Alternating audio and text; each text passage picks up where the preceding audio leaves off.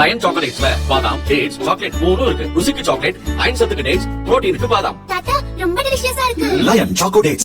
கிராமங்கள் மற்றும் அரசு பள்ளிகளில் உள்ள விளையாட்டு மைதானங்களை சீரமைக்க வேண்டும் என கடந்த 2024 நவம்பரில் தினமலர் செய்தி வெளியானது. அந்த சமயத்தில் அப்போதைய துணை முதல்வரும் விளையாட்டுத்துறை அமைச்சருமான உதயநிதி கடலூருக்கு வருகை தந்தார்.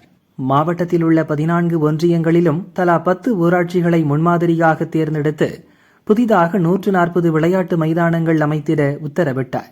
அதற்குரிய விளையாட்டு உபகரணங்களும் விளையாட்டுத்துறை சார்பில் வழங்கப்பட்டன. இந்த பணிகள் தேசிய ஊரக வேலை உறுதியளிப்பு திட்டத்தின் கீழ் மேற்கொள்ளப்பட்டன. இதன் மூலம் கிராமங்களிலிருந்து மாவட்ட, மாநில போட்டிகளுக்கு தயாராகும் மாணவ மாணவிகள் மற்றும் தீய பழக்கங்களிலிருந்து இளைஞர்கள் விடுபடவும் நல்வாய்ப்பாக அமைந்தது. மேலும் கிராமப்புற இளைஞர்களை கவரும் வகையில் அந்தந்த பஞ்சாயத்து தலைவர்களும் விளையாட்டு உபகரணங்களை சொந்த செலவில் வாங்கி கொடுத்தனர். ஆனால் இப்போது உள்ளாட்சி பதவிக்காலம் முடிந்து அதிகாரிகள் கட்டுப்பாட்டில் இருப்பதால் கேட்பாரின்றி விளையாட்டு மைதானங்களும் பாழாகின.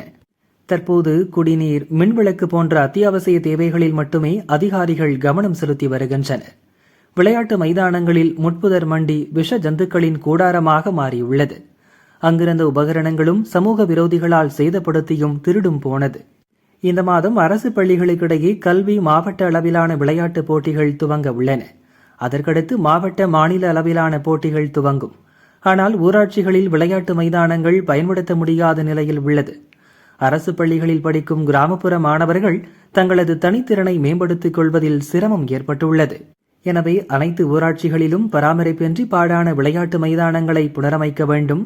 புதிதாக உருவாக்கப்பட்ட 140 மைதானங்களை மேம்படுத்திட மாவட்ட நிர்வாகம் நடவடிக்கை எடுக்க வேண்டும் என கிராமப்புற மாணவர்கள், இளைஞர்கள் கோரிக்கை விடுத்துள்ளனர்.